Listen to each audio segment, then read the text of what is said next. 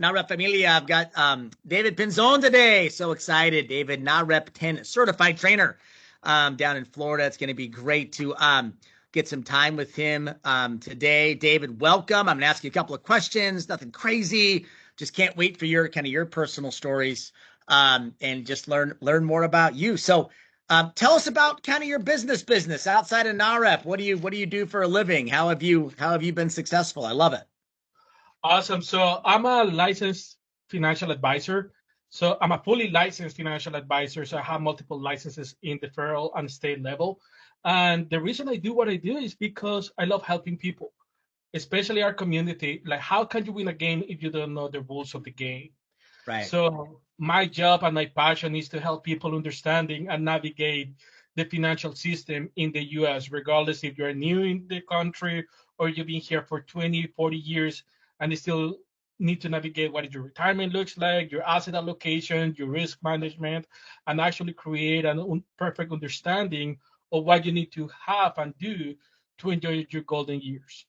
So, David, I love it, man. Out of the gate swinging. Because I think I've probably heard Gary Acosta actually say the same thing, that Latinos in general, they don't know the rules of the game, right? And I think people like you that truly know the rules, and there's so many, and to actually build wealth in America, that's critical. You gotta kind of have that guide, right? So I love that. So David, thank goodness you found the NAHREP 10. Can you tell that story? How did you get involved with NAHREP and NAHREP 10?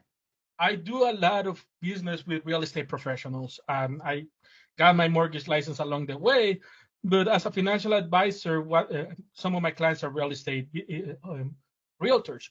And one of them says, David, you need to get involved with this company, with this mission, is NAHREP 10, is NAHREP. They do help the community. I got into one meeting and I fell in love with what the NAHREP 10 does, what NAHREP do, especially because of the educational approach. I strongly believe that financial education and education should be free, but still you need to get educated. Not upper level education. Right. That's not what I mean. I mean like general information, like general knowledge should be free. Like finances is so simple that we all need to understand. And again, how can you win a game if you don't know the rules of the game? It's simple like that. And they don't teach it in high school. They don't even teach it in college, right? Budgeting, compounding interest, how to invest. It can be so easy now, but a lot of times Latinos, like you said, they don't know the rules. They're comfy with real estate. So sometimes they're, overexposed to real estate, right? So having said that, so talk to us about the NAHREP 10, David, a little bit. Do you have a favorite principle? I always ask that. Is there something that really speaks to you in that NAHREP 10 principles? Well, it's like going to a steakhouse and don't eat your full steak. The same thing happened with the NAHREP 10. You need to know a little bit about them and you need to be diversified. Imagine you're in an elevator and you just want the elevator that has one cable, or you have another elevator that has 10 cables. Which one would you take? Obviously, you will take the one with all, and that's the whole principle of the NAHREP 10. What happens if you're not political savvy? And you don't know that this retirement laws change as of December 2022. They completely change and they release a new law. So you need to know that. But what happens if you're not living underneath your needs? Or what happens if you're not diversified and you're putting all your money, all your eggs into real estate, and 2008 or 1977 happened again? Most people don't understand the real estate market, like any other market, is going to have corrections. But what happens if you're exposed? Or what happens if you have all the money in the world, but you're not spending time with your loved ones? Love it. So you need to be involved and understanding them all, because my wife actually run the business with me and my mom does run the business together. So for me, spending time with my family is vital, but being diversified is also vital. And be generous to the neighbor, also vital. So when people is like, which one is the one you like the most? Once you actually go through the certification process and get to understand them all, is like, which one is my favorite child? Yeah, like you love to play with each of them differently. It doesn't mean you love one more than the other. Yes. What a fantastic analogy. I love that, because that doesn't work for those of us with a bunch of kids. David, tell me about your family. Sounds like you work with your wife. That's phenomenal. Well, actually, my mother and I, we started the company together back in 2020. After I Okay. left corporate, I've been in the financial industry since I was 18. I've been in corporate finance for over 15 years and in actually 12 years in corporate. And I left corporate to do personal back in 2020. And Love it. since 2020, I went into the personal finance route and we started doing it with my mom. And we became brokers. And now we run the business as a family business as we just got married on January. Ah, And right now we're doing the business together. So really happy for beautiful. that. Oh, congratulations. Congratulations. My wife is also in the home loan business. So she's a lender. We used to work together. Now she works at a different company. But it's been a blessing. It just we love doing the same thing and working together. And I probably wouldn't work for everybody, right? But it works for us, and I think that's pretty neat. Okay, so David, we're going to go to some speed round questions. Let the audience get to know you a little bit. Some of this will be kind of work related, and other stuff will be more fun related. So, hey, I noticed a picture of Machu Picchu in the background. So, have you visited Machu Picchu?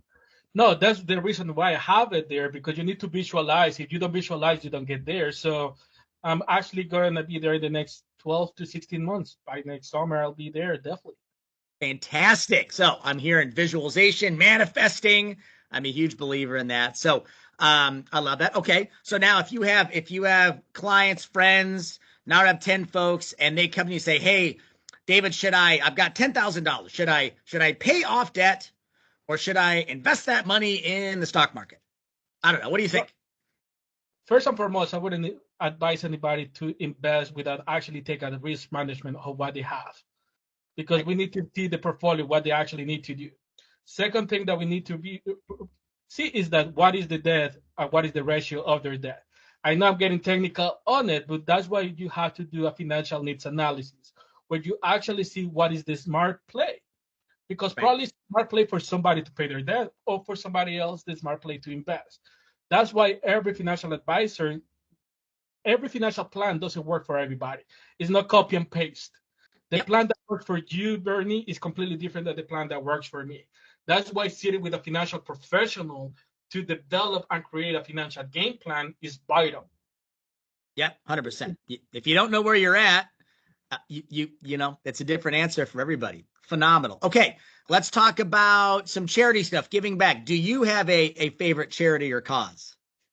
I actually do. I strongly believe on giving back to the community, and once a year when I go back to Colombia, take toys and I do different things for my hometown and my mom's hometown.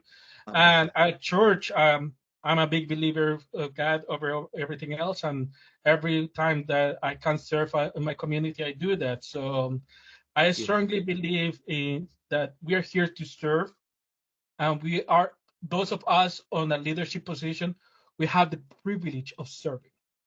Yes, even an obligation, right? I think Yes. that's I think that's what it's all about. And then that generosity, that abundance, that's going to come back whenever God decides it's the right time, right? I think that's super neat. Okay, let's switch gears and talk about cocktails. Favorite spirit. So do you drink or not drink? If you do drink, is that like tequila, vodka, bourbon? I don't know. What do you like? I barely drink. But when I drink, I just drink like whiskey. There you go. Like Okay. I Okay. like my aged whiskey, probably 18 to 22. Love But that. Love that. I barely do it, so it's not my forte. Yeah, So no, I'm certainly always trying to drink less. What I find is and even with just friends having a couple of cocktails, it always leads to other stuff that as I get older, I'll eat poorly or I'll stay up too late and then I don't feel great the next day. And I think at this stage of my life, I want to feel great every day, right? If I'm really gonna have impact. So David, what would you say if you said you had a superpower? How about this? If I was interviewing your wife, what would she say your superpower is? well, I have a servant heart. Love that. So good. I, I love I love to serve and I love to help. I rather be the person that provide the solutions. So you ask me, I'll serve as much as I can. Yep. Within reason, obviously, but I have a servant heart. So I love it. And David, I would say that's probably what makes you a fantastic NAHREP 10 certified trainer. So good. Okay, my friend, I love it. Thank you so much for jumping on with me. So, audience, hey, now you know David Pinzon. Obviously, you know me. If you're ever looking for speakers out there in the world, I think you've both heard both of us say we would love to come to your event, come to your Zoom event, speak about the NAHREP 10. That's why we're here. So please engage us, and we would love to help. So, David, thank you, brother. Thanks for jumping thank you, on. Bernie. Thank you, everybody. Have a blessed day. All right. See you later.